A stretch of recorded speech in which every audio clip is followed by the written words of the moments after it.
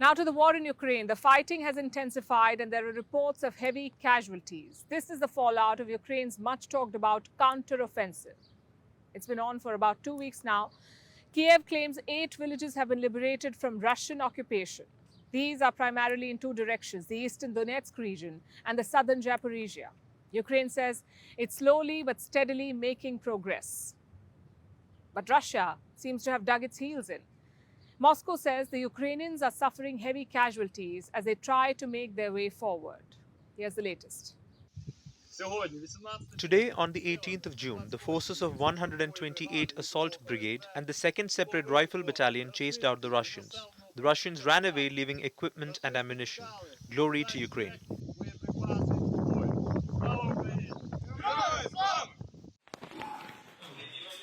Ukraine's military released this video on social media yesterday. The troops claim to have liberated a village from Russian control. The troops are waving the yellow and blue flag and shouting glory to Ukraine. But the celebrations could have been premature. The village's name, Piatikatki, roughly translates to 5 houses. It's quite small, and it may not even be in Ukraine's hands. While a Russian official acknowledged that Piatikatki village has been retaken by Ukraine, but the official also claimed that Kyiv's troops were later pushed out of the village. Russia says the village is now in a grey area of control. And this disputed liberation reportedly came at a high price. Russian military bloggers say that both Ukraine and Russia suffered heavy losses around the village, both in terms of soldiers and equipment. Moscow keeps announcing Ukrainian casualty numbers. Over 200 Ukrainian servicemen, 33 tanks, 30 infantry fighting vehicles, and 35 armored fighting vehicles were destroyed in the course of hostilities in the Zaporizhia direction alone in a day. Russia maintains that Ukraine's counteroffensive is faltering. It doesn't talk much about its own losses, though.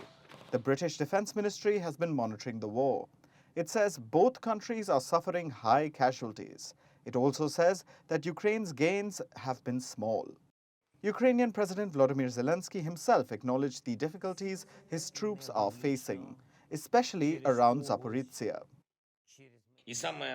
It is high time to express our gratitude to all our warriors, to those who have distinguished themselves this week. The Tavria direction is the most brutal one. The word Tavria refers to the southern front. Zelensky called it brutal, but despite the brutality, he doesn't seem disheartened. He even issued a warning to Russia. Russia will lose the captured territories. There is no and will be no alternative to our steps towards deoccupation. Our troops are advancing, position by position, step by step. We are moving forward.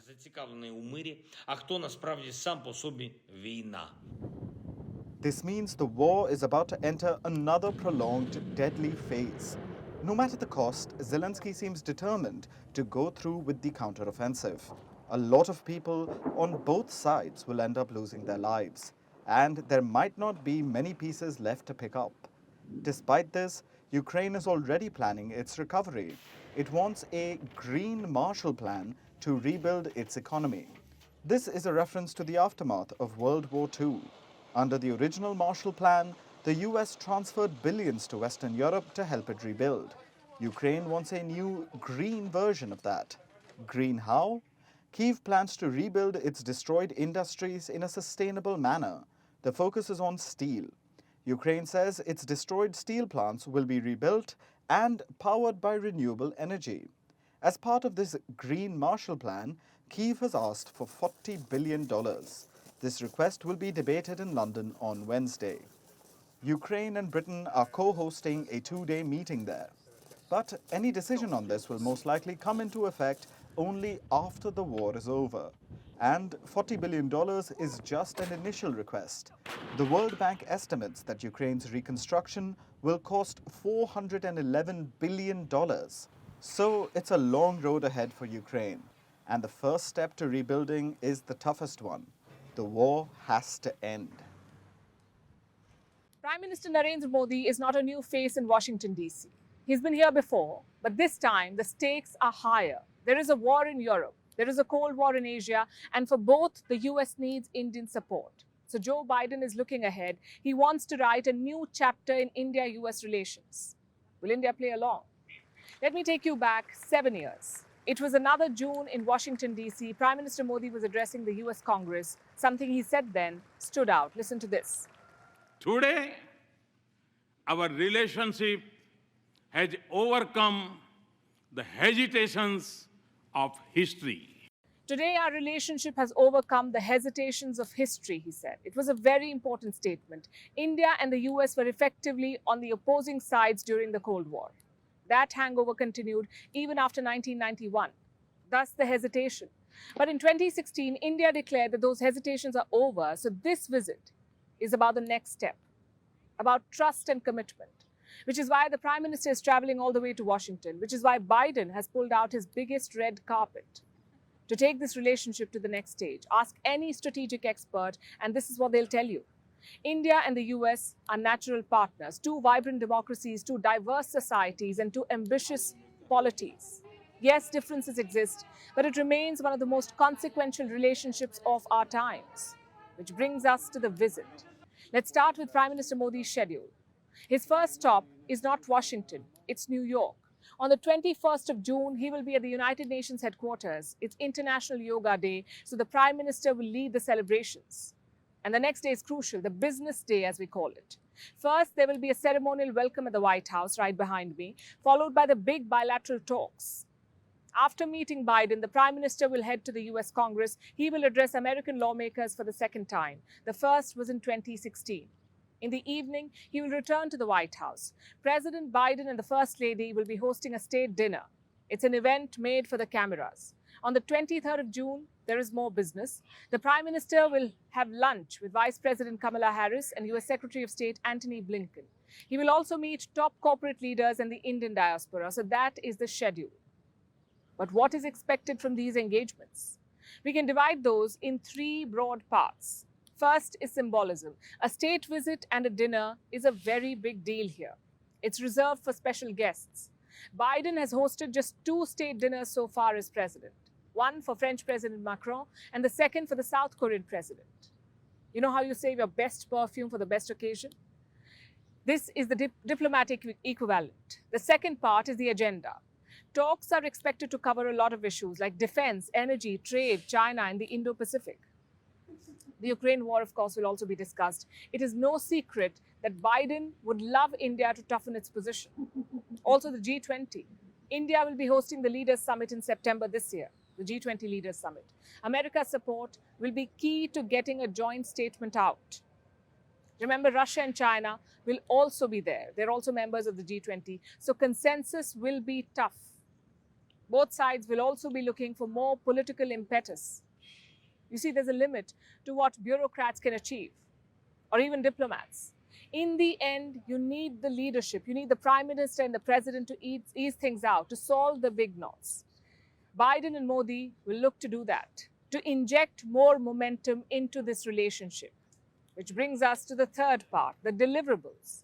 Defense seems to be the top priority at this point. At least 2 deals are expected either to be announced or to be signed. One is, of course, to manufacture jet engines in India. We've been talking about that on the show. The second is for India to buy Predator drones from the US, around 30 drones for $3 billion.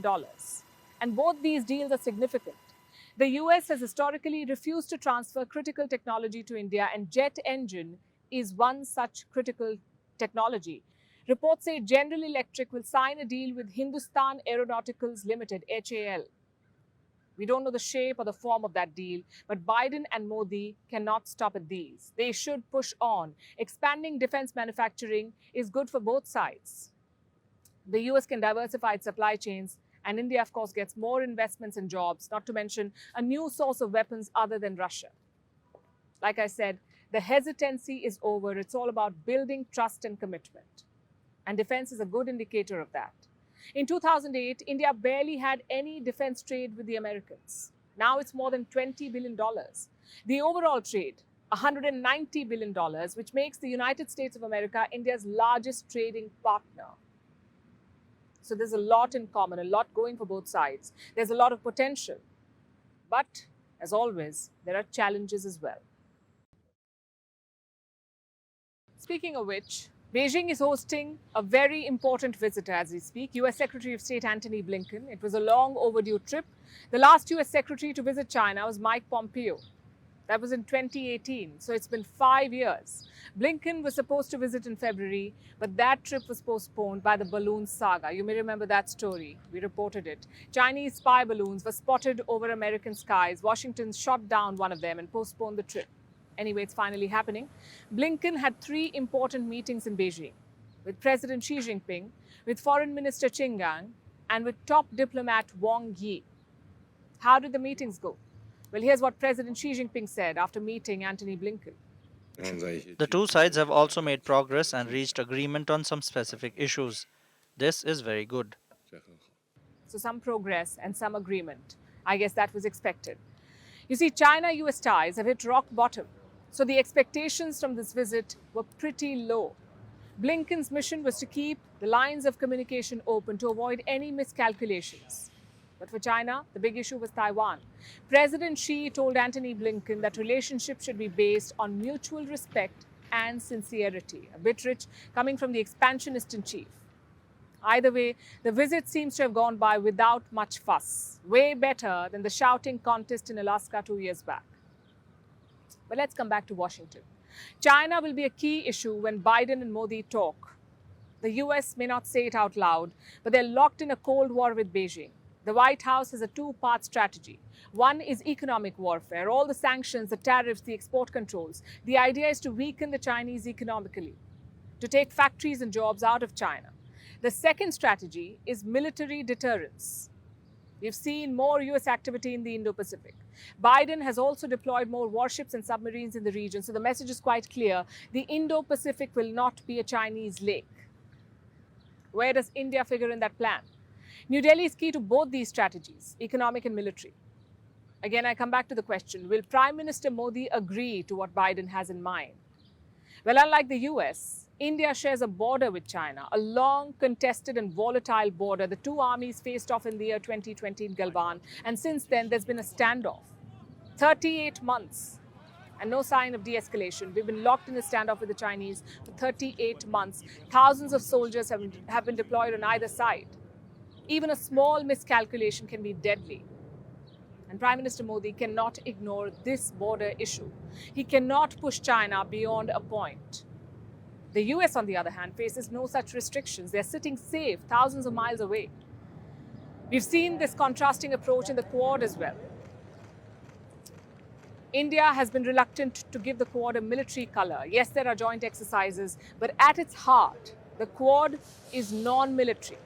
And don't get me wrong, India very much sees China as a growing threat. The only difference is in the approach. Will Joe Biden understand that?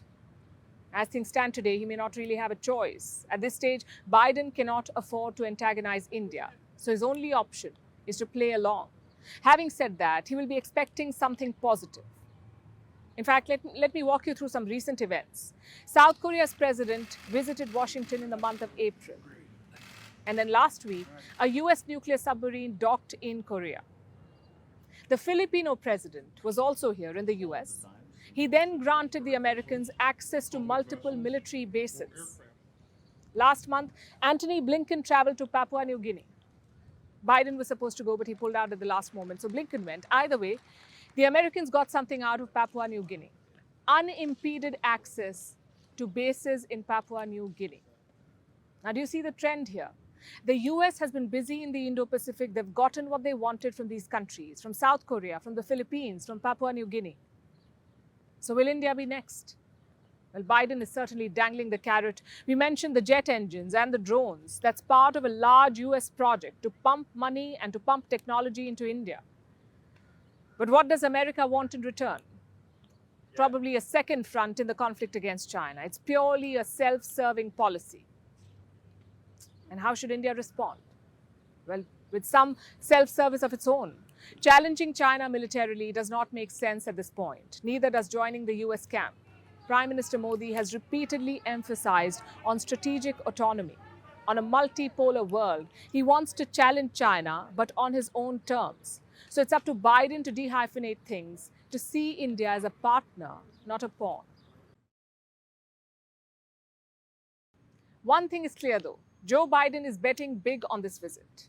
Like all relationships, there is something in it for both sides. But one party seems to be more eager, and that is the American side. That's US President Joe Biden.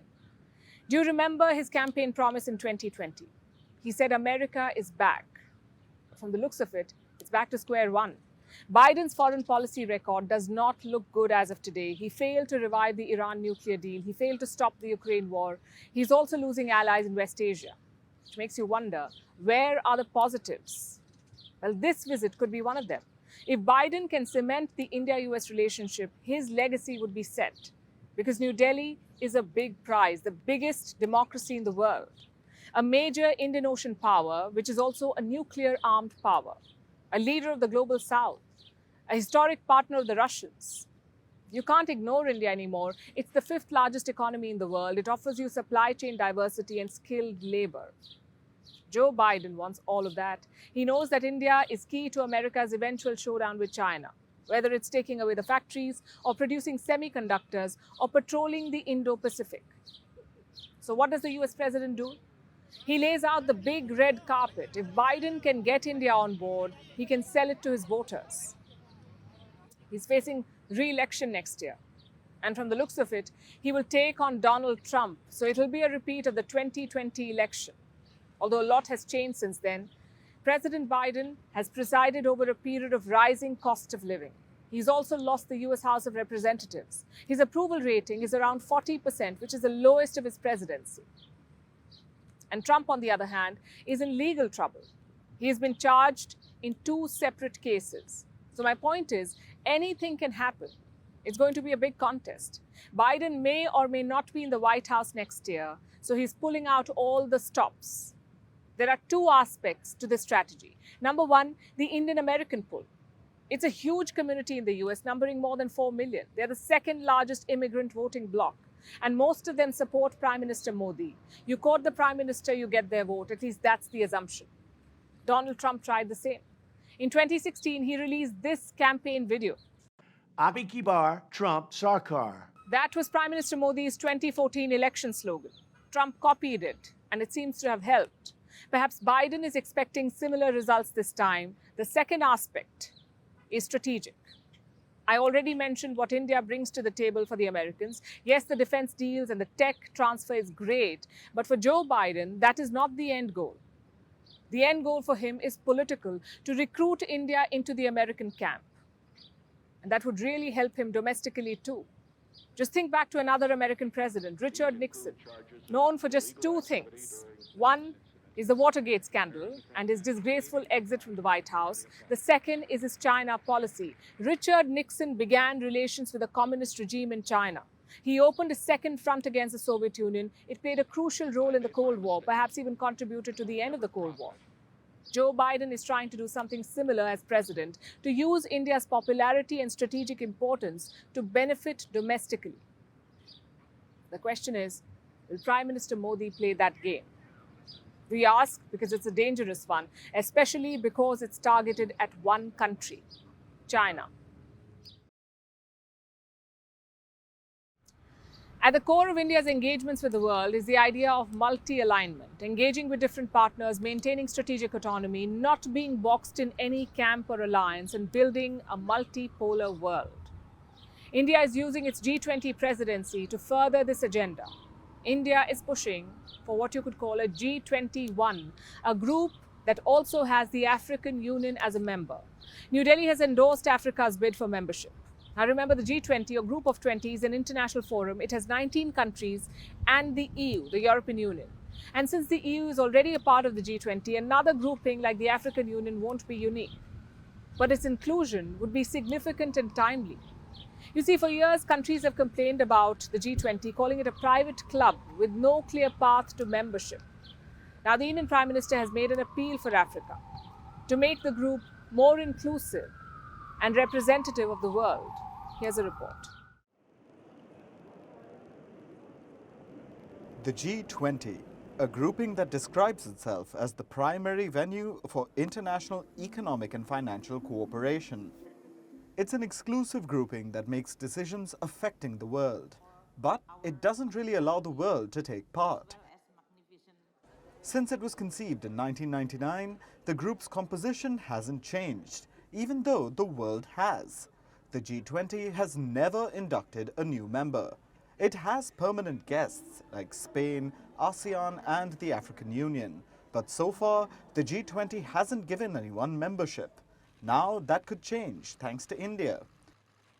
Prime Minister Narendra Modi has written to the fellow G20 members. India wants to expand the G20 in the upcoming summit in New Delhi this September. By inducting the African Union, the AU is a grouping of 55 African states. It represents about 1.4 billion people and around 10% of the world's economy.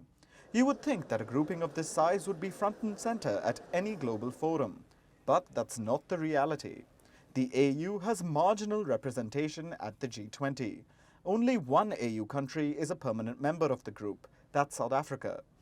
The rest of the AU countries are represented by the African Union delegate, who is a permanent guest, not a member. There's also representation from the African Union's Economic Development Program, the New Partnership for Africa's Development, or NEPAD. This organization too is a permanent guest at the G20. This year it's being represented by Egypt.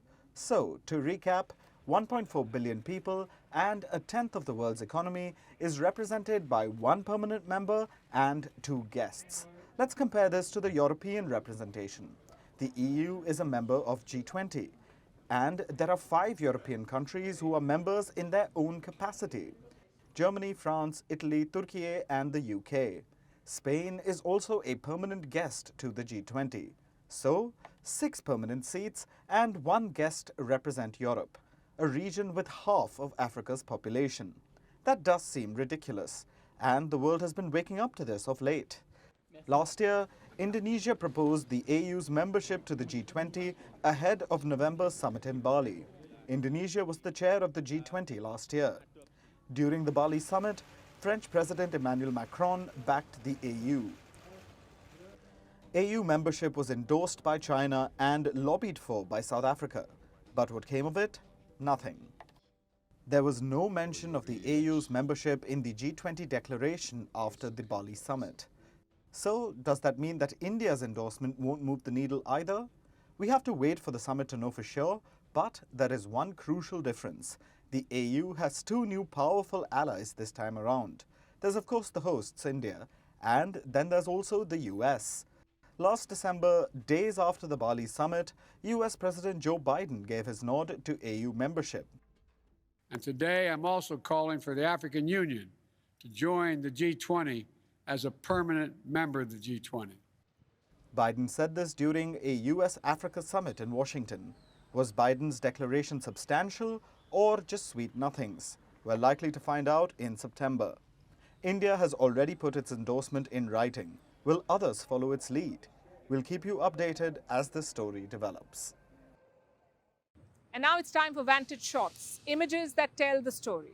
Indonesia and SpaceX have launched a telecommunications satellite. This project is worth over $500 million.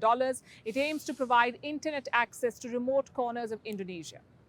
In the United States, a huge funnel cloud formed over a town in Oklahoma amid tornado warnings. We'll show you a time-lapse video. In Germany, a Spanish motorcycle racer crashed for the 5th time during a warm-up race. And finally, what makes the 19th of June significant? We're taking you back in history. In 1865, Texas, it's a state in America, on this day, a group of enslaved African Americans learned that they were free from slavery.